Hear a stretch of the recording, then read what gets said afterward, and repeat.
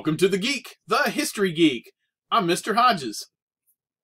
What do you get when you have rivers and beverages dyed green, mixed in with elaborate parades, people wearing green attire, and a group of people that were despised in the U.S. for a period of time?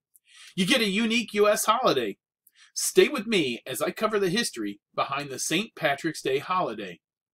St. Patrick's Day is celebrated in Ireland and all around the world, especially here in the U.S., by people of Irish heritage. It is a celebration of Irish pride and culture. But who is St. Patrick, and why do we honor him? The history behind St. Patrick's Day starts with a man named Maelwyn Succat. He was born in 385 AD in Roman-conquered Britain.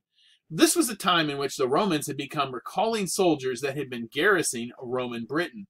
It was during this time that these soldiers were beginning to be called back to defend the empire against attacks from the barbarians. Interesting fact, Maelwyn Succat was born in Wales and was not British. He was Roman British, and although his family were Catholic priests, he was not even a practicing Christian as this story begins.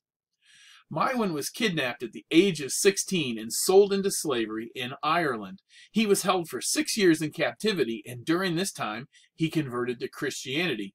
He fled his master and returned home. Upon his return, he decided to study and to become a priest. It is during this time he became known by his Christian name of Patricius, what we know as Patrick today. Patricius would return to Ireland as a Christian missionary to convert the pagans there. His time there is shrouded in quite a bit of myth. For instance, he allegedly drove all the snakes out of Ireland. Now we know this to be a myth since there never were any snakes on the island in the first place. It is believed that this referred symbolically to the banishment of paganism and the conversion of the Irish people to Christianity. It is also said that he used the three-leaf shamrock to teach the Irish people about the Holy Trinity, the Father, the Son, and the Holy Spirit. The shamrock was worn by the Irish as a symbol of the Christian cross. What we do know is that despite not being the only missionary in Ireland, he did convert much of the island and was responsible for establishing of monasteries, schools, and churches. He died on March 17th, 461 AD, and for a time was almost completely forgotten. So the St. Patrick's Day holiday is actually celebrated on the day he died. Now, over time, the stories and myths surrounding him grew. This interest and respect led to him being honored as the patron saint of Ireland around the 9th or 10th century. Now, early celebrations of the St. Patrick's Day holiday were not like our modern holiday at all. The holiday got its start as a Roman Catholic feast day. There were no rowdy parties, no drunken celebrations. It was a sober feast day in which the faithful spent the day in prayer or in church services. Over time, this would change. The modern-day holiday that we know today really develops here in the United States. The Irish began to arrive in America by the hundreds of thousands during the 1840s due to the Irish potato famine. The starving Irish left Ireland any way that they could and ended up in Boston and New York and, well, in many other American cities too. The Irish people were generally despised in America. The poor, uneducated, and often unskilled Irish were looked down upon by Native Americans. Their unfamiliar accents and Catholic religion with allegiance to a foreign pope was often too much for American Protestants. There were also economic concerns, as the Irish competed with U.S. citizens for the same jobs and were willing to work for lower pay. Gradually, the Irish would earn the respect of the American people as they worked hard and even served the country loyally and often prominently during the U.S. Civil War. So I bet you're wondering where the symbols and traditions of the St. Patrick's Day holiday come from. One of the most characteristic symbols of the St. Patty's Day holiday is the shamrock.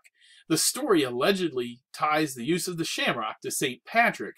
However, during the 1800s, the Irish people began to use the shamrock as a symbol of Irish Christian pride and as supporters of Irish independence. Irish people began to wear shamrocks in their clothing to outwardly show their support. The shamrock is also supposed to bring the wearer luck. These things would come together to create the important symbol of this holiday.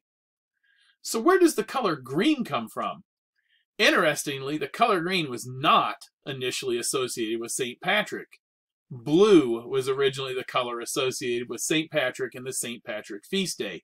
But as the movement for Irish independence continued during the 1800s, the Irish people began to wear green clothing, as well as the shamrock, as an outward sign of support of Irish pride and for luck.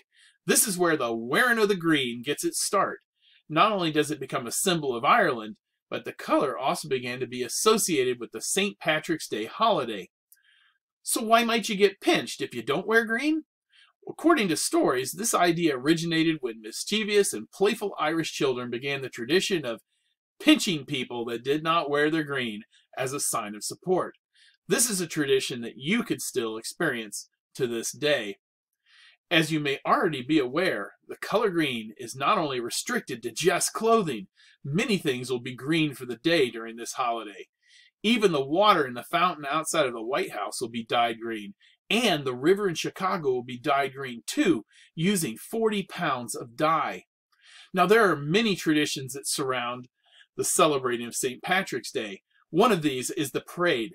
This tradition started here in America.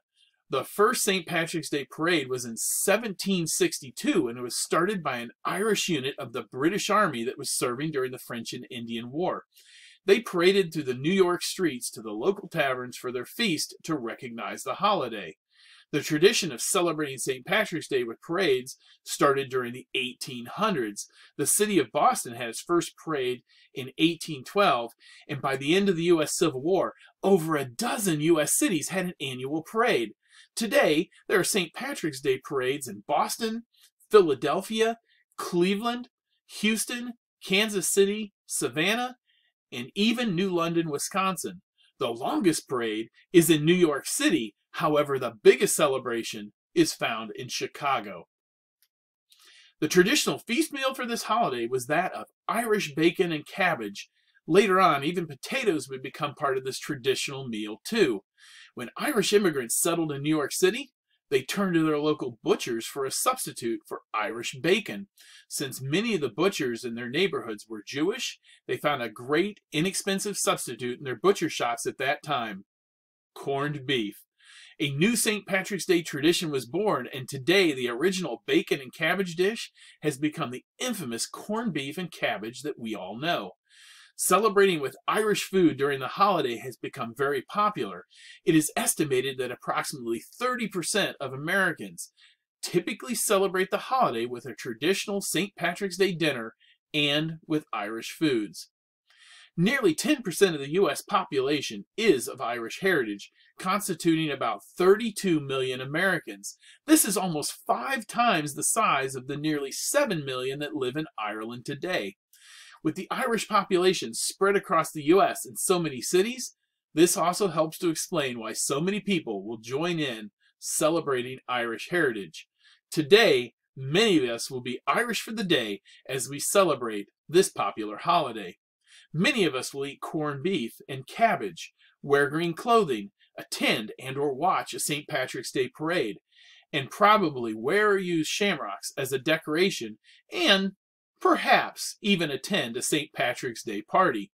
In addition to the U.S. and Ireland, this holiday is also celebrated in places such as Canada, Australia, Japan, Singapore, and even Russia.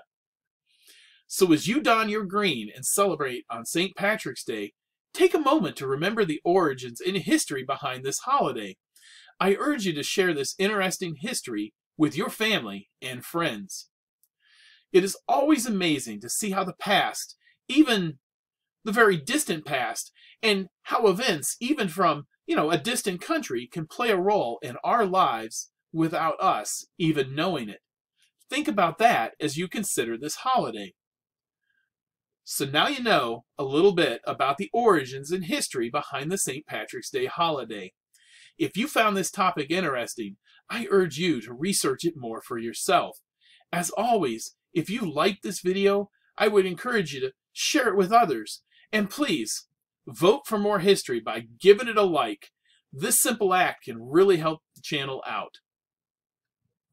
I want to take a moment to thank all of the people that have supported the channel by subscribing. Thank you. I want to also urge new viewers or those that have not yet subscribed to please do so. Be sure to click on that bell to receive all notifications for future videos. There is a lot more history left to explore. Well, that's all for now. So until the next time, when I ask the question, did you know? I am Mr. Hodges, and this is the History Geek.